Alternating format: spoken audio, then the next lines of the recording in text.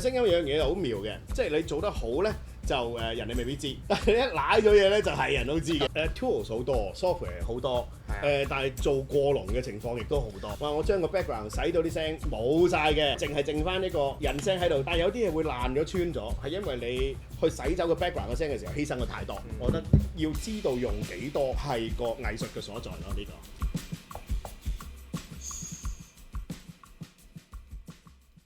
我哋今日主要係講咩㗎？駕駛啊嘛，做駕駛學院邀請呢個我哋人生中識過最高級嘅收音師 Lennon。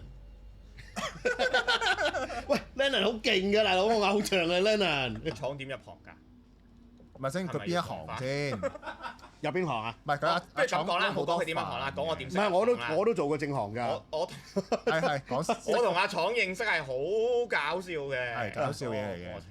Wang Ray 喎，我原來係啊屌我調嗰陣轉咗咋時我讀緊書嘅， Alan 讀書，係啦。咁咧我就喺嗰個學院咧就工作，學校你喺學校，係學校，你喺學校工作。係。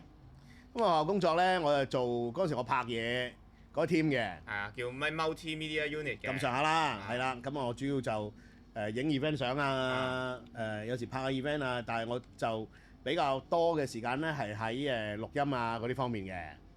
咁啊 Alan 咧就佢嗰陣時係學生仔啦，咁我啲同學咧就會嚟我哋嗰個 office 嗰度咧就做 helper 嘅。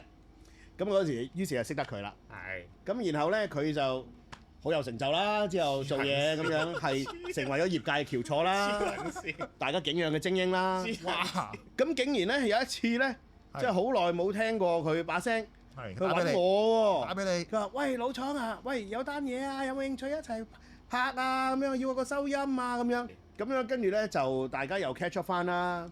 咁啊然後咧就哇，咁啊 Alan 咧又有揾我拍嘢啦，之後就係咁樣啦。咁大家就然後而家又坐喺度傾偈啊，惺惺相惜啦。係啊係啊係好開心㗎，係好開心㗎，係啊做嘢都係其次，開心先係第一。開心。咁啊拍 Alan 啲 job 係好開心唔嘅，開心就唔做嘢啦。係啊拍佢哋啲 job 係好開心嘅，係我哋唔係好做嘢嘅，係好開心嘅，唔係係真係做嘢嘅。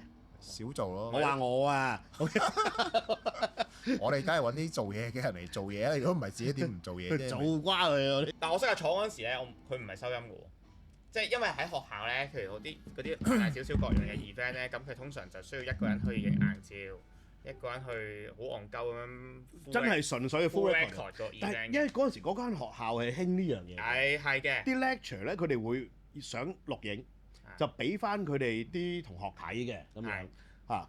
我嘅人生第一個收音技巧咧，其實都唔係阿廠教嘅，係嗰個 unit 嗰啲人教嘅 protocol 嚟嘅。點樣收音咧？就係譬如你去咗個 lecture hall 個 seminar 啦，咁你 set 好部 DV 啦，咁啊俾一隻爛鳩 Sony 嘅無線。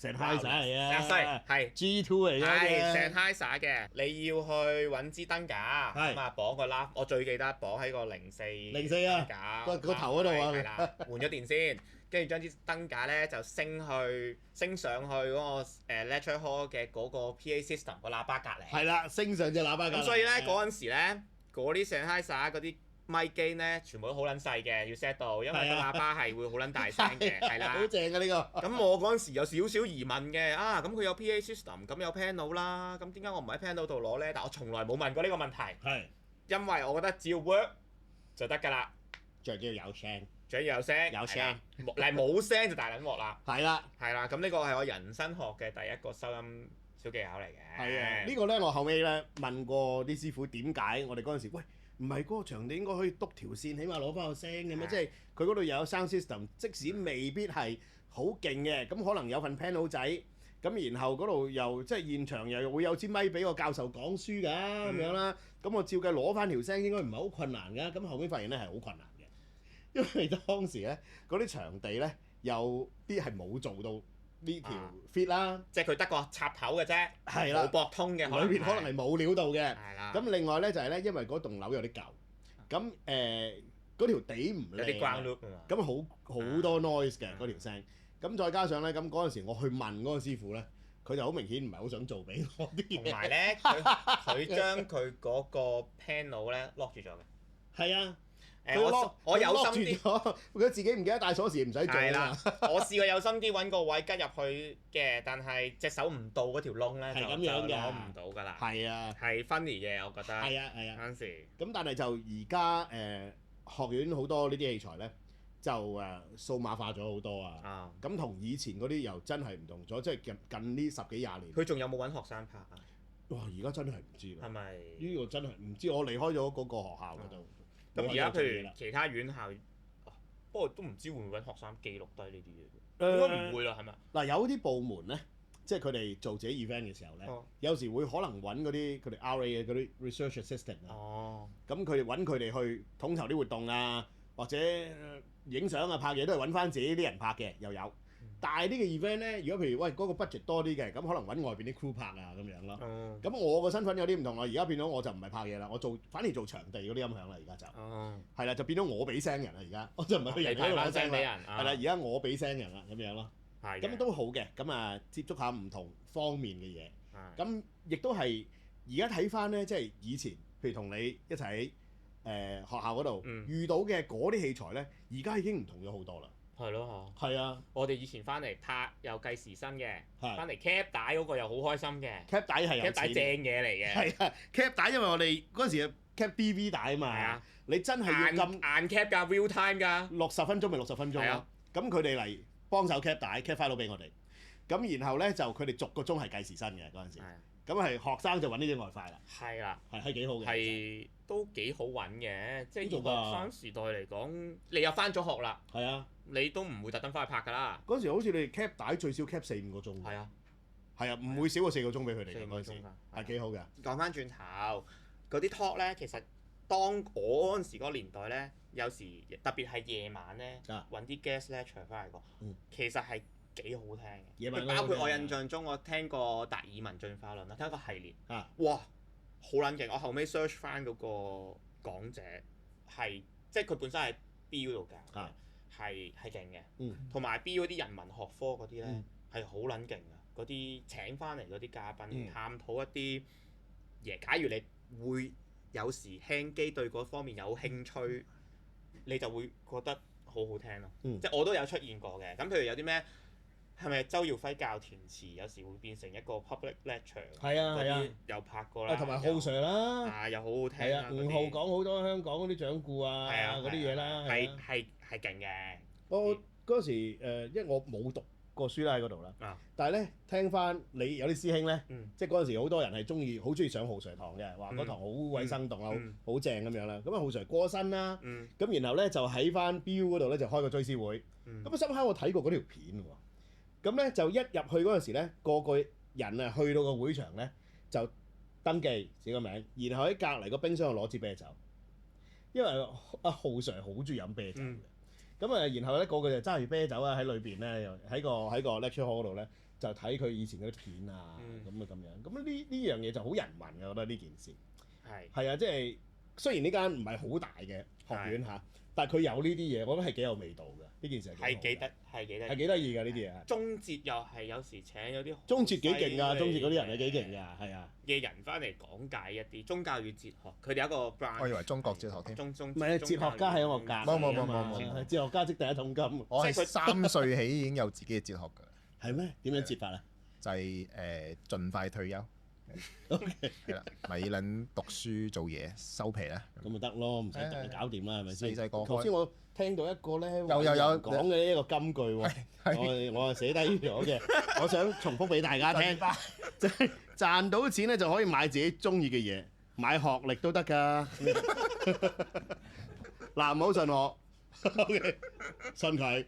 唔係真係咁，但我都呢句覺得寫得幾好。同埋3歲就已經知道盡快退休。係啊，3歲已經冇嗰啲咩讀書考試有好大壓力啊，翻工有乜乜柒柒啊，唔好搞呢啲。人生經驗都好豐富啊，好早出嚟社會啊，即係知道嗰種殘酷啊。嗱，如果要將成件事導向翻正軌咧，你呢個出發點咧，我係可以開始 elaborate 嘅。係 elaborate 啲咩咧？喺香港啊，我唔針對其他地方啊，喺香港，如果做影視製作，唔好撚做啦。睇下，即係如果以揾到生活嘅影視製作嚟講，讀書係非必要嘅。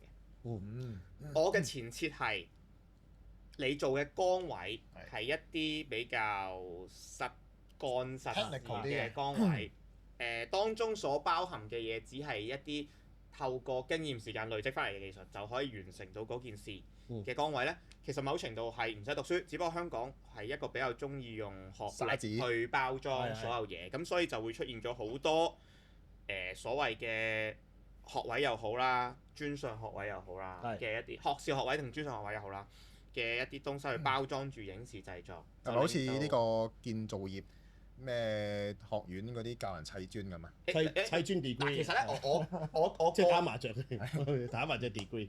因為我身邊認識嘅人咧，唔同嘅 career path 都有嘅，有啲咧就可能真係譬如讀完個中學啦，咁你都要滿足少少基礎學歷嘅，咁可能你讀多一個所謂橫啲影視相關嘅 top 課程啦。咁唔知佢，我唔係好 exactly 知道佢學術嗰個去到邊啦。咁總之就係你，譬如假設你17歲讀完個，我當 DSE 啦，我其實唔好知啊，仆街。17歲 DSE 啦，跟住我出嚟讀多1年2年俾盡你，我19歲可以開始揾食。咁其實你5年之後，即係24歲，你都有5年。old school 啲嘅講法叫5年紅褲仔經驗啦，裝備自己。同你戇撚柒鳩鳩咁樣讀完個大學，可能3-4年都係23歲出年係白紙一張，然後再投身影視行業嘅一啲比較前線啲嘅崗位呢，你一嚟賺少人幾年錢先啦，因為你4年係講緊你好順利啦，你唔順利又讀多 P 多1年定係唔知點樣先讀到。唔係淨係唔賺錢咧，仲要俾錢添。係最俾錢啦。係啊係啊。咁我當你俾錢4萬1年，你俾5年錢啦。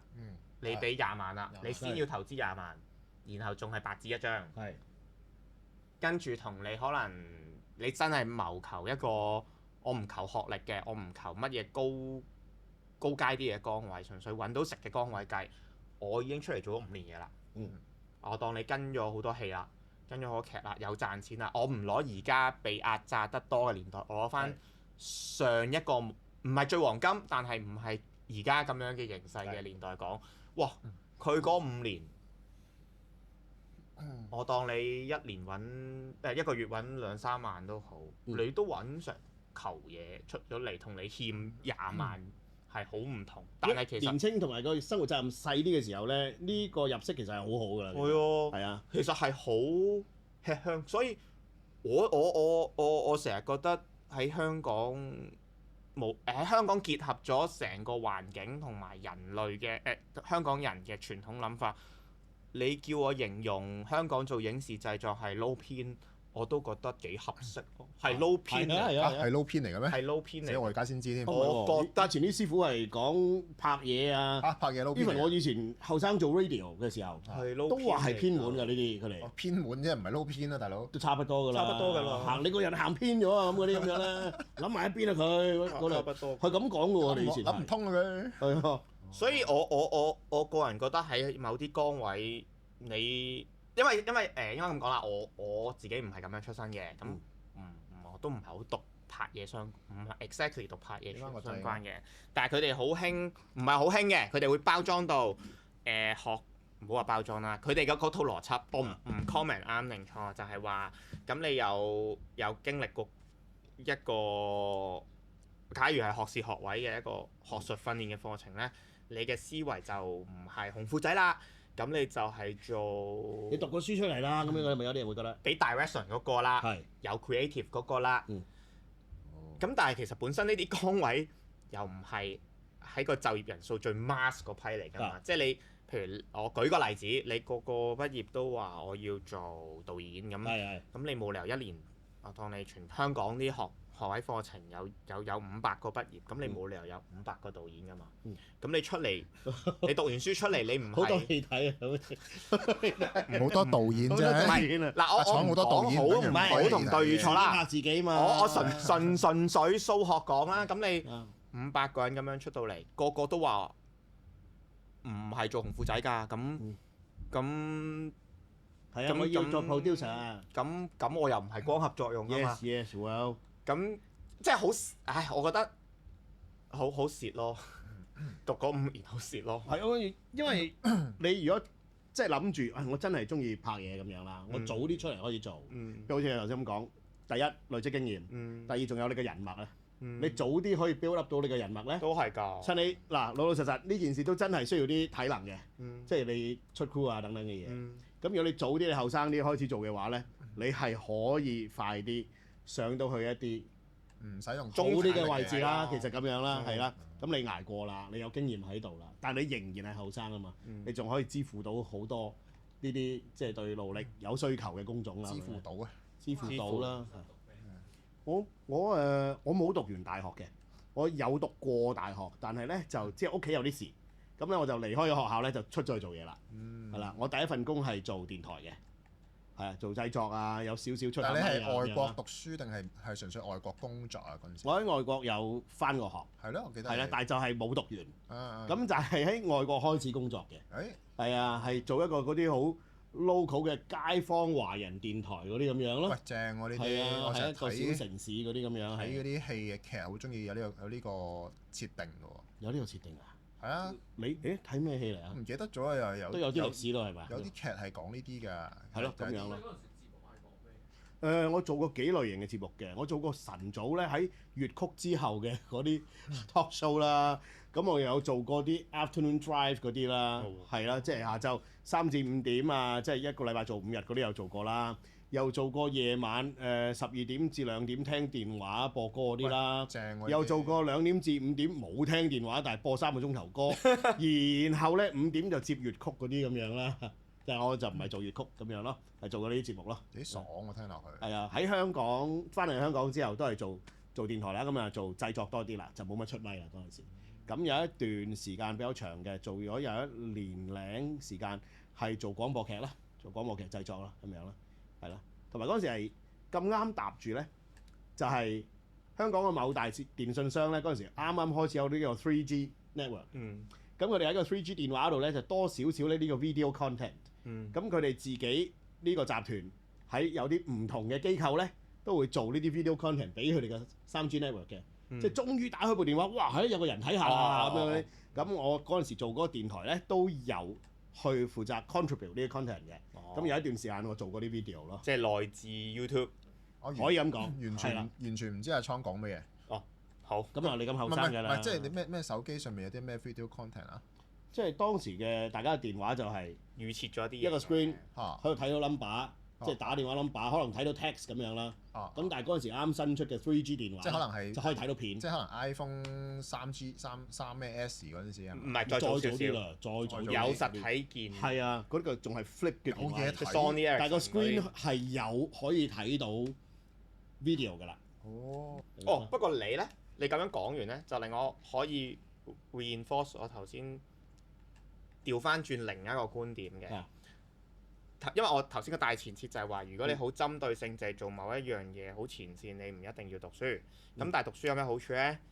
咁作為半個過來人啦，一個過來人，半個啦，半個我唔係一讀本科嘅，個一個，你係一個我唔係讀圓，電影㗎嘛。你係一個圓人，但係我猿人同一個啊！即係完美個圓。同一個院校有，咁佢哋個課程係好得意嘅。啊學你話齋，佢讀完咧，佢乜都好似知啲咁樣嘅，嗯即係佢入邊有啲課程係同廣播電台有關啦係啊，同 radio 有關啦，跟住同電影有關係啊，同創作啲嘅都會有關。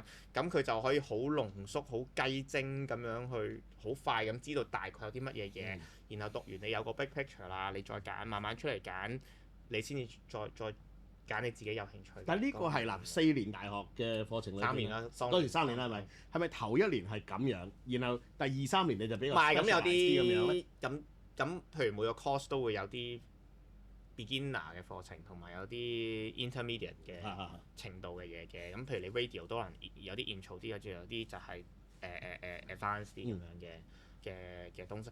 有好有唔好咯，同埋讀書嘅過程都開心嘅，即係你係另一種生活咯。咁但係如果純粹以揾錢同工作角度嚟講，未必及你17、8歲即刻出嚟會入行。當然啲人就會 question，咁你點入行啊？乜乜實實咁我哋唔討論啦，因為嗰啲因緣際遇嘅嘢，你邊一個出路都冇唔知你做落先知係啊，㗎。係都係做落先知㗎嘛。你跟嗰隊 crew 個導演，佢嘅際遇都係你嘅際遇嚟嘅，其實真係。係啊。咁呢個世界上面有100萬種人，咁就有唔同嘅經歷啦。又冇得攞出嚟講嘅，不過就係純粹咁樣講翻呢件事咯。雖然好 old school，但係我覺得讀下書真係好嘅，其實。都開心嘅。係啊係啊我都覺得開心。有啲墨水係好嘅。冇聽過咩一個財務建議就係將一個小朋友所有嘅學費同埋利是錢每年福利咁樣擺落去一個戶口入邊去滾大嗰嚿錢，定期又好，你定期 VOO 咁樣轟落去。你又講財務，我都係佢第一桶規劃嘅，第一桶金支付啊嘛。呢個係回應翻你幾時開始？有錢人先會教人咁樣財務。唔係我最中意啲有錢佬教我發。我聽翻嚟嘅，唔係回應緊 Alan 話幾時開始唔應該讀書去直接投入職場啊嘛。咁其實你再早啲人就係話，你細個唔撚讀書，將所有學費啊、利是錢啊、福利就轟落去，咁你利搭你咧，你去到20歲畢業咧就有第一桶金啦。係，即係啲人咁講。你當時就係咁樣啦。唔係，有啲人咁講。你終於肯答我哋第一桶金係點㗎啦？同埋好搞笑嘅，即係我最近忍唔住啊，按耐不住。最近因為我都叫做點啊財務後生啦，叫後生，叫靚仔。係呢個唔算老，唔算 beginner 啦。喺呢個行業入邊，我觀察到一個變化，就係咧喺我以前啦，就係譬如嗰啲紅褲仔嘅實務型嘅同事咧，佢哋面對住一啲讀書出嚟嘅同事咧，屌係基本嘅。咁但係佢哋個屌嗰個出發點就係在於，你好似讀完書但係乜撚都唔識就攞去笑。以前個 style 係咁，唔 comment 呢啲同事啱與錯，純粹個 style 係咁。但係近呢1-2年就調翻轉啦。其實咧，有人肯入行咧，佢哋都開心㗎啦。因為佢嘅意思就係話，而家咧唔係唔屌得，不過就你屌都有道理啲，唔好係又屌唔係又屌咁樣。咁好似好基本啦，聽落去。但係以前就冇咁多人關注呢樣嘢嘅。我以前屌就係屌撚咗先嘅，係啦。咁而家大家就見到有人肯入行啦，即係譬如某啲崗位已經有肯入行嘅人已經好好啦，錫住佢啊，係類似啦。我呢個改變係幾大，同埋咧。而家呢啲時勢都冇人 care 你係讀書出定有冇讀書啦。總之你有人介紹你肯做，我就當你白紙咁樣。有一個好似中間有10幾年，大家好介意嗰人有冇讀書，或者即係去吹捧讀書呢樣嘢。哇！佢讀出嚟嘅喎，或者係啊呢班就佢哋邊個學院出嚟嘅？類似。未畢業已經自己有個班底啦。係啊。已經開始接緊嘢拍啦。係佢哋自己呢個係一個現象，即係中間呢幾年拍嘢都係咁樣嘅，係啦。見過一班咁嘅朋友啦，係啦。好細啊，真係20歲。院校為最興係咁嘅 style 啦。咁佢哋自己以前會有啲，我睇到就係佢哋再細啲嘅時候，可能出去跟下啲成熟啲嘅 crew 有嘅。但係亦都多咗一陣就係咧，自己讀書嘅時候，喂，我哋又唔使出去殺人哋氣啫，我自己一班 crew，我哋自己一個班底出嚟做咁，又有係咯。因為兄弟班院校派係幾得意嘅一個現象，就係因為大家差唔多背景出嚟，大家 style 大家知，咁有一種好明顯嘅分野嘅，譬如我年代3個啦，跟住後尾有3點我哋頭先講到3.5個院校咁樣啦，因為有0.5以前唔係咁。唔係咁拍嘢，唔係而家其實而家有好多間都有拍嘢，間都有 production 啦，而家係以前冇咁多啦，咁就唔係講邊個有邊個冇，係講緊譬如某個英文字頭嘅嗰個就有佢哋一套嘅手勢，咁某個英文字頭係有佢嘅手勢。真係有㗎喎，真係係個特色。係啊，唔係講緊邊個叻啲唔叻啲，係總之嗰班人做嘢就係咁嘅 synergy 啦。我呢班人做嘢就我呢個 synergy 啦。唔係咁有啲院校。讀書嗰陣時，可能已經係加上啲老師嘅原因，哇！屌埋啲老師添，佢哋可能畢業作品就已經係參考咗荷里活 full crew 嘅嗰種規模啦，即係一定係大製作，一定係啲架撐好 sophisticated 啊嗰啲，一定係用嗰個 streamline，一定係用嗰壇嘢咁樣去做啦。係啦，咁有啲就唔理啦，做到就得啦。Can do spirit 啊嗰啲就。不過我啱你啊，我啱你啊，唔啱你。我呢啲體會咧已經係好多年前㗎啦，而家新嗰啲體會我冇，因為一嚟我而家工作上未必接觸到新啲嘅朋友仔去做共同合作嘅崗位。係啦，已經唔知道啦，可能而家已經唔同真係唔知啦，其實我真係唔係好知而家係啲 style 變成變誒，相冇人拍嘢啊！而家呢個直咁嘅你多咗咁多 generative 嘅係咧，工具唔使係咪拍啦，就係啊 gen 出嚟得啦。都最近傾偈就係VO 想改 version 都唔使錄過咯，我直將情想講，翻出嚟搞即係其實掂咯。配音係一個極高技術嘅工種，即係你做一個配音演員嘅話，嗯即係聽到你把聲已經有氣啦，嗯，即係係咪粗口叮當啊！咁厲害乜都得，真係粗口啷啷都得。粗口叮當係啊，咁但係而家變咗咁樣，哇！佢配音演員真係好難捱㗎，真係。係喎。係啊，即係電視台咧由報幕員啊冇咗，調咗去配音組做埋啦，嗯跟住到而家配音可以變成咁樣，嗯，攞咗一個人嘅聲嘅嗰個攞你幾個類似嗰個咁樣嘅 footprint 係咪啊？嗯然後就可以去 generate 唔同嘅嘢出嚟啦。嗯咁又有啲詐騙啦，即係話，我哋有 VO job，但係我哋需要 audition 嘅，麻煩你 send 把聲嚟啊。係啊咁之後又唔會揾你咁嗰啲咁啊，又大多啦，呢啲係咪先？係啊，係啊，或者如果譬如你曾經有上過鏡嘅，照樣攞到你把聲就攞去用㗎，其實都無奇不有啦。你吹佢唔漲添。係啊，冇辦法㗎啦呢啲。但係即係配音，我諗哇，先頭我好耐之前去上過一個配音嘅興趣班，嗯咁啊連數嘴嗰下嘢咧，即係我又唔夠快嘅。咩叫數嘴啊？即係譬如你望咗畫面，係嗰個角色講咁多隻字嘅。佢個嘴喐咗幾多次？係啦，喐咗幾多次啦？咁你睇份稿咧，應該係對嘅。其實嗰個字數寫稿嘅人會對翻。有時啲譬如翻譯片集嗰啲咁樣，寫稿嘅人好緊要啊，對翻幾多個嘴咁樣啦。我係對得好慢，我係對唔切嘅。咁但係叫做上個堂見識過，但係睇到嗰啲師傅佢示範真係快到不得了。但係呢啲咁需要咁高 concentration，但係同一時間又即係咁有藝術感嘅呢啲工作咧，而家被取代。一夜之間就可以冇晒。其實係啊，都係好冧計嘅事嚟嘅呢啲係。同埋你 gen 好嗰條聲，我當你個 sound wave，你喺 software 上面你慢慢先去將啲字嗰個 timing，你將佢 compress 又好，你將佢再 spread out 啲都好。咁啲 process 越做越好嘅，嗰個 artifacts 即係嗰啲失真越嚟越少嘅，聽落去就越自然啦，就會變成咁。即係雖然我哋都有時譬如睇到嗰啲 shorts 咧，又或者有啲廣告咧，你聽嗰段 VO 唔係話人唔係咁樣講嘢㗎，但係漸漸又會變成咁㗎。係啊，佢可能會好咗，但係大家亦都可能聽到啲咁嘅質素嘅嘢，亦都越嚟越唔介意，又有。但係聲音有樣嘢好妙嘅，即係你做得好咧，就人哋未必知。你知覺得好自然嘅，但係一揦咗嘢咧，就係人都知嘅。嗰個就你條聲唔得咧，啊，就知你唔得㗎啦。一聽就覺得棘㗎啦。係啊。咁呢個係好其實 even 而家啲 YouTube 片都係㗎，嗱好簡單，你淨係得啲 VO 或者可能啲 vlog，你收得好同收得唔好已經係想睇同唔想睇冇錯啊分冇錯啊別嚟咯。tools 好多 software 好多，係啊但係做過龍嘅情況亦都好多。哦係。係啊，係用得太多嘅情況好多，因為大家都諗話我將個 background 洗到啲聲冇晒嘅，咁我淨係剩翻呢個人聲喺度得唔得啊？咁你仍然聽到佢想表達嗰樣嘢嘅，係個清晰度喺度嘅。但係有啲嘢會爛咗穿咗，係因為你去洗走個 background 嘅聲嘅時候犧牲咗太多。係啦。係啦，咁唔好嘅，我覺得呢件事係同埋一個環境係咪即係我自己 preference 啊？係咪事必要將成個環境聲都抽到好似真空咁樣冇晒咧？我亦都覺得唔應該嘅。我自己嘅感覺係咁，聲音都係成個 cue 嚟㗎嘛。呢個屬於呢個環境嘅 cue 嚟㗎嘛。其實呢個係，我覺得有啲 background 聲，甚至乎佢係可以屬於 information 㗎嘛。我覺得睇你個表達係咩啫，而夾硬抽走晒個未必一定係好事嚟嘅。我覺得，即係一啲幫助。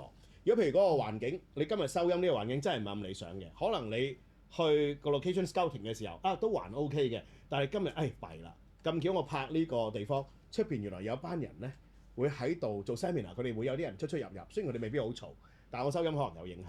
但係呢啲 software 嘅工具咧，而家可以幫我哋咧去令到嗰個 background 嘅聲可以清晰一啲。但係你唔需要一定全部。連呢個房嘅環境嘅聲都 suck out 晒咯，我覺得要知道用幾多係個藝術嘅所在咯，呢個。我要插一句嘴，就係咧，我一路聽你咁樣講咧，我覺得喺以前嘅年代咧，你可能要滿足到 broadcast 廣告，都需要一啲好高技術含金量嘅軟硬件配搭，你先至做得比較自然啦。我覺得而家唔好話唔係一個預測嚟嘅，純粹係一個推論。我個人嘅推論咧就係你去到未來啦，咁你一定係得翻兩大發展方向嘅啫。因為咧，你頭先講嘅所有嘢咧，其實好話唔好聽，even 廣告，屌你求其開撚住個 mon，開撚住手機聽啫，你都唔係戴耳機啦。係啊，好多人都唔會已經好撚多嘢，唔使咁唔使咁足啦，係都係俾金主爸爸打飛機用嘅啫。咁但係去到即係嗰發展方向就點咧？就係一就好似 Nolan 咁樣，咁佢拍 IMAX 係堅持要用菲林，極致嘅佢嗰種係極致嘅3分鐘就換一次菲林㗎啦，好撚大部機，好撚嘈，佢都堅持要搞靜佢，再收翻個現場聲。如果真係譬如啲 close up 鏡頭對到好埋，佢收唔到，佢都要原地 cut 機之後，即刻叫演員聲演翻出嚟，去獲取最真摯嘅情感同埋真係當下嘅所有氣氛、所有氛圍，就包括咗一個你講嘅所有環境聲啊，一啲現實存在嘅嗰種唔完美嘅真實感。咁第二個方向就係、你話 AI 而家可以做到好真、好 pure、好乾淨，但係再 computing power 再強啲，佢學得再叻咗咧，佢可以其實物理上佢可以模擬埋所有不完美嘅人性出嚟嘅。咁到時就只會係咁樣。個結果可能你唔係一個好 serious 嘅聆聽環境入邊咧，你未必分到㗎。呢個就只係剩翻人類自己嘅堅持嘅啫。去判斷究竟係一定二呢個方法。其實好多時係聽唔到㗎。我都想問佢，即係好似你頭先講 Nolan 嗰啲咧，咁佢拍 IMAX，咁你嗰啲見到個畫面有分別啊，甚至係配樂啊嗰啲，你可以斷定嗰個係咪好電影、好廣告、好乜嘢？但係你收音嗰一範，其實喺你哋嘅範疇有冇話呢一套嘢，哇收音好撚勁都要攞獎啦咁樣，或者可能 Foley 做得好啊，我唔知。我諗咗一套戲個聲效先啦。好，你揀先。無聲絕境啊！OK。勁喎！嗰套收得好好啊。收到啊，係嘛？先你講完之後就係啦。即係大哥講話你要聽你，嗰套收音收勁咯，好清㗎！我有時喂，咁係勁㗎嘛，勁！咁我有一套好中意嘅，有一套咁叫做 Good Night and Good Luck。我即刻 search 下先。你每次講嘢我都要 search。中文唔知叫乜，英文都唔識啦。係啊，咁嗰套係一套小成本嘅電影嚟嘅。揾到啦。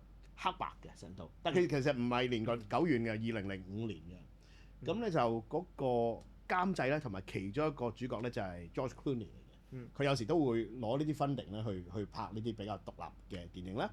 咁呢套戲咧，我覺得佢哋個人聲嘅處理非常之好，咁好舒服。同埋咧，佢裏邊咧有好多咧係啲玩 jazz music 嘅環節嘅。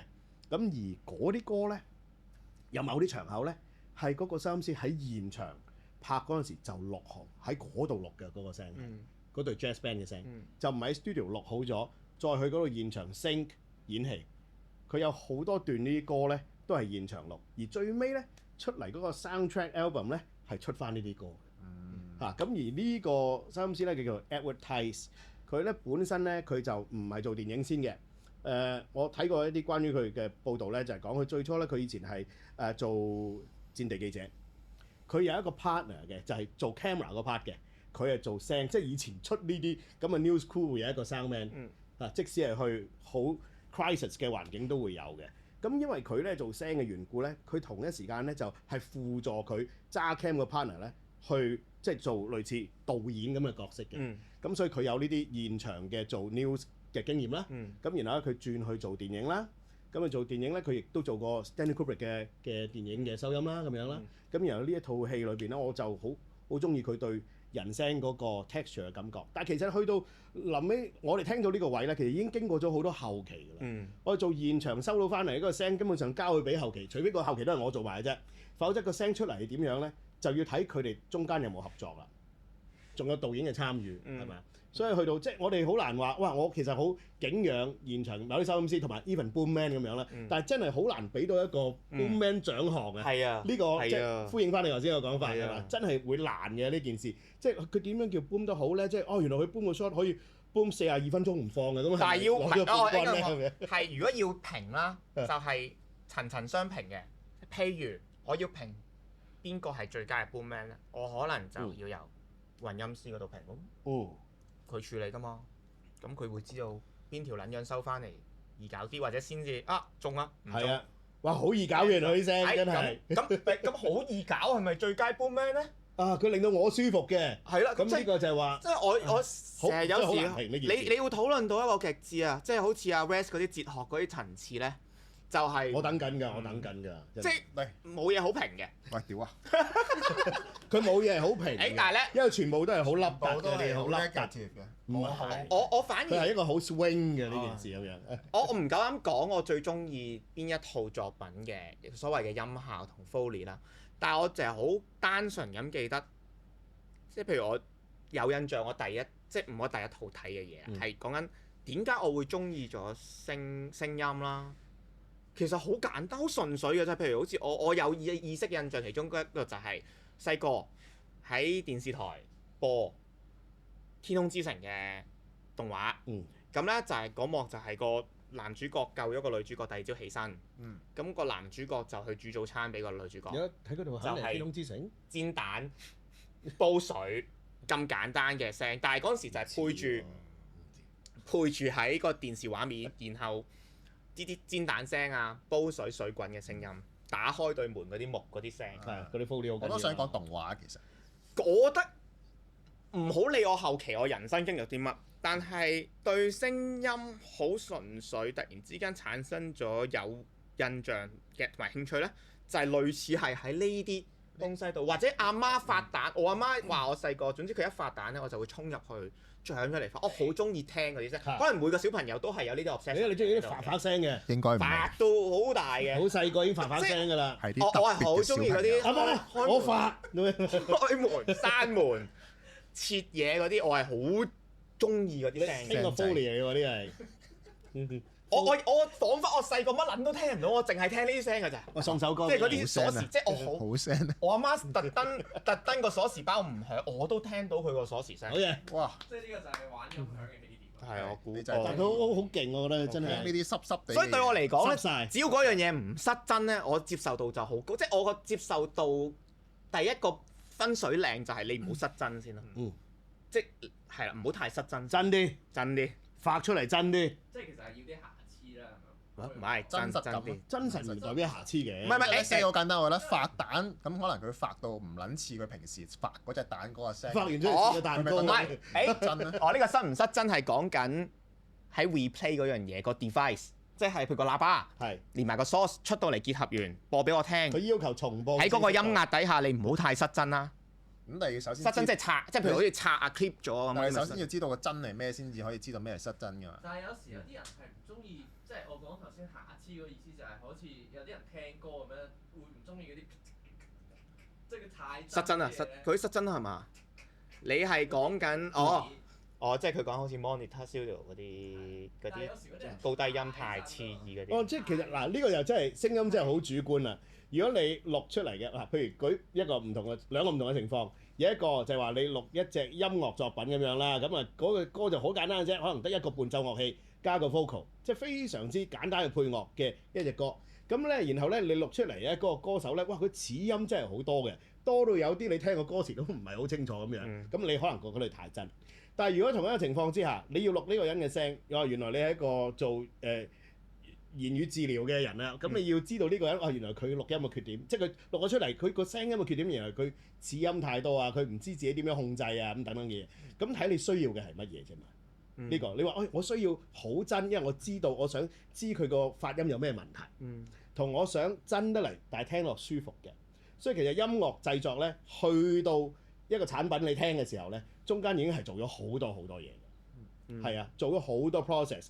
做咗好多好精細嘅 edit，拎走咗好多，其實你覺得即係或者一般嘅 listener 唔中意聽嘅嘢㗎啦，其實。咁如果俾你哋揀，又揀嘢啦，揀一首最適合攞嚟試音響嘅歌嚟？哦，反而冇特別。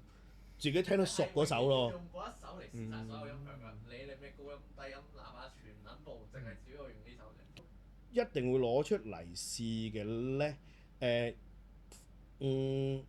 有一個 album 我中意嘅，就係Charlie Hayden 同又要 search 啊你啊我 search 下先，又要 search 啊係啊，有一隻係啲 live recording 嚟嘅嚇，好簡單嘅就係一個 live recording 好似係都好係開心啲嘅，攞嚟好過啲 EDM 嗰啲嘅。一個 bass 一個 piano，佢哋喺一個 restaurant 裏邊彈一個 live 嘅啫，其實係啦。咁嗰個 album 嘅名叫做 The Night and the City 嘅，係啊，咁係 Verve Record 嘅 album 嚟嘅。嗱，應該咁講，我唔會話一定揾邊隻去試，但係我會覺得你真係有心去比較嘅話咧，你可以攞啲你成日聽嘅去聽咯。熟係緊要㗎，因為有套音響你俾錢㗎嘛，你買啫嘛，你又唔係買俾其他人聽嘅，咁你開心咪得咯。誒，玩音響最後開心行先㗎啦。呢啲垃圾買音響買耳機都係睇佢靚唔靚啫嘛。咁譬如咪靚咪勁咯，係啊，外形係緊要㗎。係啊，本身呢啲嘢就係情緒價值行先㗎啦。明知自己唔係嗰啲金耳朵，又唔會搞咁多嘢。嗱，有時其實你未必係呢對喇叭比之前嗰對好，但係你喺你呢個環境咧，你換咗個新嘢之後咧，你努力啲去鑽研個擺位，其實擺出嚟個效果真係比之前嗰對喇叭好。但係你之前對喇叭你咁擺可能都會好嘅，但係你當時冇咁嘅心機，換咗你新喇叭你有咁嘅心機擺咧，你就覺得喂冇佢唔掂啦，咁就同埋自己俾咗錢啊嘛，咁更加會覺得呢對勁過之前嗰對咯。有時會咁喎。我覺得高級大人嘅玩法咧已經唔係你買咩啦。係講緊你買間屋開始睇啦，我哋個 home 可以點樣玩，所以我真係好羨慕嗰啲美國嗰啲 project home 咧，佢成套 poster 嗰啲隔入透聲幕乜撚柒都喺晒度啊！喺香港都做到。佢用 Storm Audio 喎，我嗰啲。嗰啲你好閒啫，嗰啲你完全去到嗰個階段啦。問題係香港都做到嘅，呢件事唔一定有 basement。香港一定有。係咪？香港都有 basement。香港都好多有錢。有時啲樓啲 lift 都去到 L1嘅，咪一樣有 basement。不過 L1 唔係嚟㗎嘛，係車場嚟㗎嘛。淺水灣嗰度好多啊。係啊，都得㗎，係咪？所以其實買咩 hardware 已經唔重要啦。嗰個 booth 嗰個 booth 咪就係同個環境有關咯。係啊，就係你一個冇呢個空間啊。你嗰個 booth 就係一個唔完美嘅環境入邊，稍為做一個可控制啲嘅。咁其實我哋個 booth 可以拎嚟實現下，我嚟整個音響房喺 booth 入邊，得唔得咧？試下先。Near Field 咯，用細隻啲。最細嘅 Near Field 咯。可以就咁企喺一邊聽歌咯。係啊，好似坐都得嘅，好似一個 sound bath 咁樣啊。sound bath 嘅。係啊，聽完出嚟之後，哇！咁嗰個人收晒。但係你有玻璃喎。玻璃啊，封咗佢咯。我唔係，即係揾啲布企啊！你驚俾人睇到啊？唔係好重要嘅，你或者可以加啲物料喺度。係咯，加啲吸一吸啲聲，或者 diffuse 少少咁樣。係咯，不如嗰嚿嘢冇乜錄音嘅時候就拎嚟聽歌係可以嘅。可以嘅。但係係咪好先？你覺得嗰嚿嘢拎嚟聽歌係咪一個？你唔嫌熱係得嘅。唔係，咁頭先你講到話要 deck 嗰個。你喺裏邊聽啲 hard tracks 咁嗰啲咁樣。點解要硬咧？係啦 ，hard 唔係 hard，hard 唔係 hard。點解你諗住一入去嗰嚿嘢裏邊你就會硬咧？我哋聽緊啦，有啲 hard，係咯。你點解一入嗰個嗰個 booth 裏邊你就會 hard 咧？你嗰個 booth 上一手係攞嚟做啲咩嘅？哦，做正經嘢嘅，佢做正堂嘅。上一手嗰個都係一位錄音師嚟嘅，佢係做音樂嘅。咁嗰陣時因為我頂租佢嘅 studio。咁然後咧，佢搬去一個新嘅地方咧，佢哋自己直情間咗個錄音室出嚟。咁所以呢個 booth 咧，佢就唔需要帶走啦。咁我頂租嘅時候，順便就買埋佢呢個 booth 咁樣咯。咁然後輾轉咧，又多謝阿老細嘅眷顧啦。咁然後咧，我就佢又搬 office。係啦，我又搬地方啦，搬到一個好細地方，用唔到嗰個 booth 啦。咁咧就於是咧將呢個 booth 咧就老細咧就接咗手啦。轉贈，唔係轉贈，係又俾錢，所以唔係贈呢件。多謝佢啦，多謝佢高抬貴手啦，咁樣啦。唔係，我純粹覺得好慷慨解囊啦，好有型啊呢嚿嘢，所以我先擺喺嗰度。因為我哋同阿草唔係朋友咁簡單。我哋係啊，唔係淨係已經唔係朋友啦，咁唔係淨係朋友，因為我哋都有一齊。哇！我哋有一齊過。我哋有合作嘅，我哋你唔好扮冇啊 ！project 上面有合作嘅，請佢幫忙去做一啲 field recording 先啦。我希望揾到一啲理解我喜好嘅朋友嚟幫我去處理咗呢樣嘢佢。所以咧，我記得我揾親你做呢類型嘅嘢咧，都係同你講話，我唔好就咁同我一支 shotgun 搬埋去。係㗎，呢個係好玩㗎呢件事係。我寧願唔係最清晰，唔係我最終嘅目的，反而係嗰種臨場感好豐富先至係我追求嘅嘢。咁而阿廠係同我一樣係會玩音響啦，或者對聲音好有要求啦。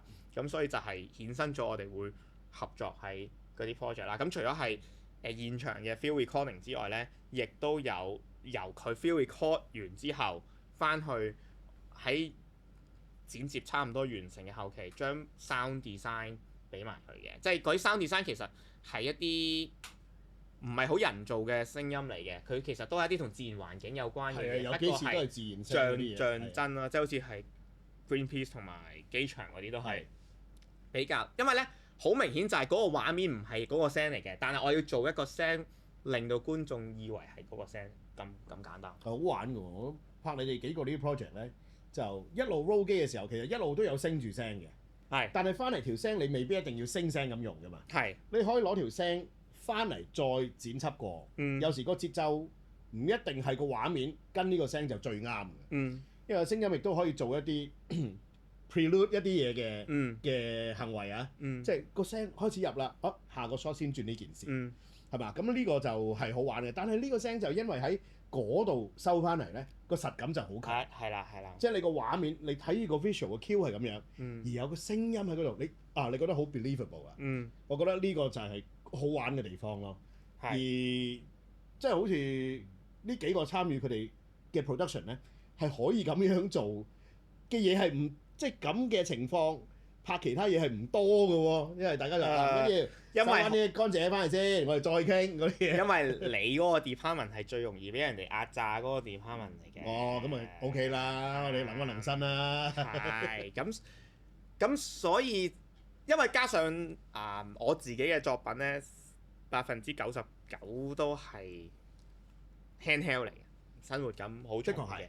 係佢咧就辛苦啲啦，因為咧我嘅 handheld 咧就個走動都出名，走動係大嘅，都廣闊㗎都。高高低低，左左右右，前前有個幅度同埋嗰個 take 嘅長度都係有翻咁上下。而阿廠就係會跟翻晒，因為個方位一定要起碼一致先啦。即係你唔可以我拍緊呢度，但係你個聲係咁樣收係唔可以㗎嘛。佢又要顧及唔影響拍攝嘅情況底下，同我好似連體嬰咁樣。一齊喐咁樣啦，咁所以後少少前少少，係有少少前少少。有時睇支 lens 啦，佢有幾 tight，佢有幾 wide，後少少可能已經唔同啦，已經有翻多啲側邊嘅嘢 tight 啲嘅，有啲即係 as close as 可能影住個海鮮檔嗰啲蝦仲喺個水嗰度嘅，嗰啲就係你值得殺埋佢啦。因為你連嗰啲咧氣泵嗰啲，嗰啲聲你都有。佢可能側邊仍然有好多即係街市側邊嘅人嘅聲啊、叫賣嘅聲啊，但係呢個實感就好強。你就值得有啦呢啲嘢就。同埋譬如如果我咁樣影住一件發聲嘅嘢，你同我咁樣一齊剔過嚟，嗰種立體感同你喺第二個方位純粹收一個 mono 嘅嘢係好撚唔同㗎。即係總之我係好高要求啦。如果你問我對呢樣嘢個立體臨場感個真實性係好高要求，所以係好開心嘅。即係一嚟係現場滿足到現場濕之餘，翻嚟聽聲都係好似講個濕字，我好濕嘅。唔係你講先嘅咩？唔係我講先嘅呢個。係咩？係啊。嚇咩？濕係純粹。呢個係佢乾同濕咧。如果譬如 audio 嘅方向咧，就係講譬如有一條聲。本身係錄咗翻嚟啦，你覺得個人聲呢個都好乾嘅咁樣啦，咁然後譬如你加啲 effect 落去，咁我哋舉一個例，可能加啲 reverb 落去咁樣啦，即係令佢多啲回音啊咁樣啦。你就話咧，其實咧喺個 software 裏邊咧，你可以揀 dry，然後你不停扭咧個 effect 放多啲咧，嗰邊真係叫 wet 嘅。以前用 circuit 做嘅濕咁樣啦 software 啦，咁但係 Alan 講嗰種濕係有少少唔同嘅，佢嗰種係比較情感啲啦，咁樣生物學啲啊，比較官能啲啦嗰種濕嚟嘅。哇！廠呢個聲濕喎，正喎咁樣，係啦，佢嘅濕係咁樣嘅，係啦，所以要小心啲。嗰陣時啲導演其實講緊乜嘢？嘅。係咁我佢嘅濕係呢只嚟。嗱咁你作為收音師啦，因為我哋其中一個 project 係當年去日本嘅，你覺得喺日本嘅街道收嘅聲音同喺香港街道收嘅聲音分別大唔大咧？哦，分別好大啊！即係附近嘅環境聲爭好遠啊！香港咧就即係密集好多啦啲交通，咁啊唔係話東京唔係一個繁忙嘅地方，佢一樣繁忙，但係咧就整體香港因為啲樓又好近啦，咁啊又好高啦，即係多好多反射嘅面啦，同埋有好多即係個噪音會喺度，即係因此焗住 amplify 咗啦，咁又好多冷氣啦，咁即係好多不停喺度運轉嘅摩打啊機器喺度咧。我哋其實因為聽慣咗咧，我哋喺呢個城市裏邊個耳仔我哋自己已經 filter 咗啦。係啊，我哋有個 filter 嘅機制，但係當你聽翻錄音嘅時候咧，錄音係冇幫你 filter 到嘅。你聽嘅時候可能都會somehow我哋自己會 filter 一啲，但係你聽個錄音一定明顯過你喺現場聽。我哋如果有時候會諗，如果我哋個腦冇主動 filter 呢啲咧，我哋好難生存啊！其實即係都係我哋適應嘅機制嚟嘅，其實呢個係。我哋都有聽感疲勞嘅。係香港係會鬧交嘅呢件事。咁啊，去東京嗰個 project 就真係，我覺得收到好多好 detail 嘅嘢翻嚟啊。係啊，因為佢哋可能個環境聲比較簡單啲啦。譬如有一段去到個河邊嗰個，我正想講係你佢哋行咁樣，咁啊佢哋拍緊一啲咧就真係齋要畫面嘅 shot，咁我就嗰度我就稍為離咗隊少少，咁去呢個河邊嗰個位另一邊嚟嘅，都我 make sure 我個咪都收唔到佢哋 crew 講嘢嘅聲㗎啦，咁佢收咗一啲水邊嘅聲，遠近唔同距離啊，咁樣啊，咁我都有啲浪㗎喎，嗰個位度 OK 喎，咁嗰度又唔同啦，就甚至乎你就咁係一個當時嘅個環境收毛啦，即係好似冇乜嘢收咁樣，舉高佢，其實乜嘢地方都有個環境聲嘅，咁都係好㗎，你呢個都係嗰個環境嘅標記嚟㗎嘛，香港就係唔同，係啊，我都想問下，咁當 Alan 同你講，即係揾你嚟收音，跟住之後同你講話啊，幫我收啲 ambient，但係佢冇講到收咩 ambient，但係現場其實有好多 ambient 㗎嘛，即係好似你頭先話河聲，可能有廣播聲，可能有交通燈嘅聲，咁你點樣判斷佢講 ambient 其實你應該收啲咩翻嚟？佢又冇乜咁樣，淨係話誒，你幫我收啲嘢翻嚟啊！嗱，通常係咩咧 ？fulfill 咗個 shot，假使嗰個 shot 有兩個人 ，OK，咁佢哋喺度講少少嘢，或者嗰度咧有個環境嘅聲咁樣啦，處理好呢啲，跟住去拍啲可能淨係手手腳腳啊嗰啲咁嘅嘢。如果嗰啲手手腳腳嘢咧，又冇乜嘢物件需要拎啊，冇乜咩特別聲音，佢好肯定冇乜嘢呢度需要特別收嘅話，佢話：喂，左你附近睇下有冇啲啱使嘅嘢幫我收啲。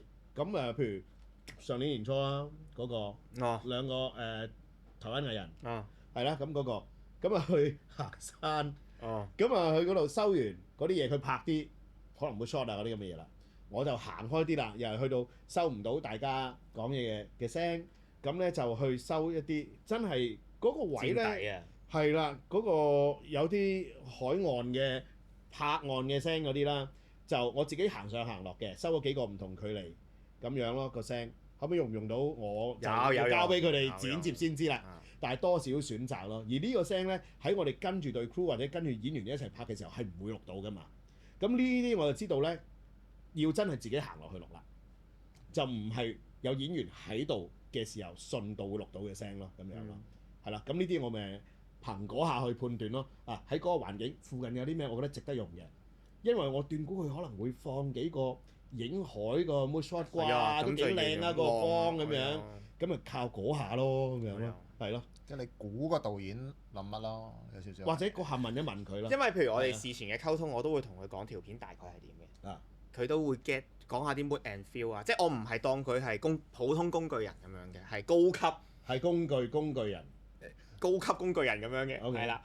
咁所以你會好清楚去表達。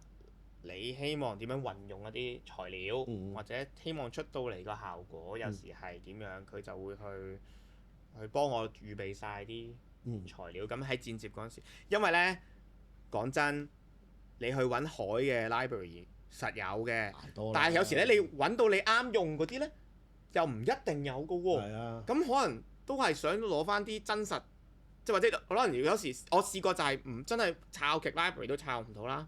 咪真係攞去吹錄咯，咁咪攞個嘢係啊去錄一其實次咯。有時都剪完 first cut，可能你要補聲，你都要咁做㗎啦。其實係都要，或者如果譬如你嗰日真係個環境好好，天氣好靚，哇！即係我走去收呢個聲，我 suppose 係幾好嘅。忽然間隔離有一班友喺度唱山歌嘅，咁你冇辦法啦。呢啲你就要揾 library 幫你啦，真係。係呢啲你冇計啦，你趕佢唔走亦都係咪？係咁啊呢啲你無可奈何咯。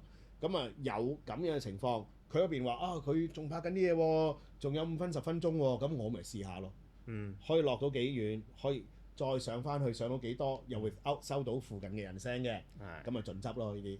咁嗰下可能有少少又未去到腦補咁嚴重嘅，但係 imagine 下啊，今日拍到呢個階段啦，大約睇佢啲 shot 大約係點樣嘅，個 mood 會係點啊？咁啊睇下呢度有咩聲，覺得有用嘅，試下錄咗翻嚟先咯。咁你錄咗都係有啊，係咪？唔用一件事啊。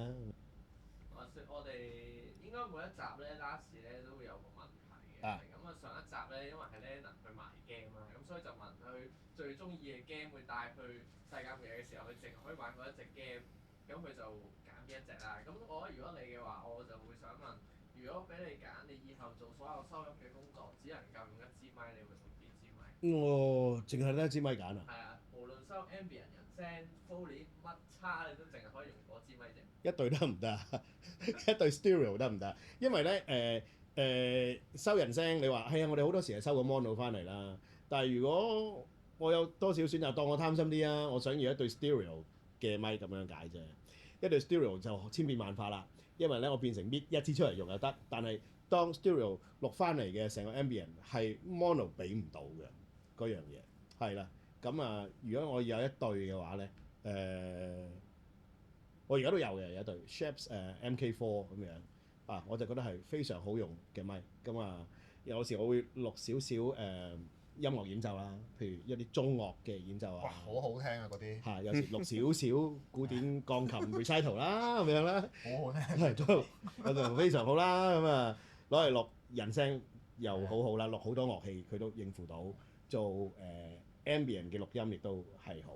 咁我都好嘅咪係你喺你嘅 budget 裏邊咧買即係嗱，你願意負擔嗰筆錢裏邊。